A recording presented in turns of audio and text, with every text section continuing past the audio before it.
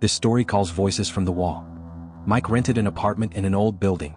The place was cheap but gloomy, peeling paint, creaky floors and the smell of dampness. The first few days seemed normal until one night, around 3 in the morning, he was woken up by a strange whisper. It came from the wall near his bed. At first, Mike thought it was the neighbors and tried to go back to sleep. But the whisper returned the next night, this time louder, as if someone was speaking directly from the other side of the wall. The words were unclear but unsettling. After a few days, the voice became distinct. "Help me," the whisper sent chills down his spine. Mike tried to ignore it, but the whispering didn't stop and soon he started having nightmares. Finally, unable to take it anymore, Mike grabbed a hammer and began breaking through the wall. Behind the drywall he found old bricks and behind them a small cavity.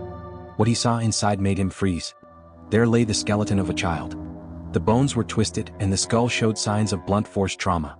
A rusty chain was wrapped around its neck. Mike immediately called the police. Later, he learned that decades ago, a family lived in the building whose child had allegedly gone missing. Neighbors had reported hearing screams at the time, but the boy's mother insisted he had run away. Mike moved out the very next day, but the strange whispers he heard in that apartment still follow him sometimes. They haunt him in the dead of night, a chilling reminder that some walls hide secrets best left untouched.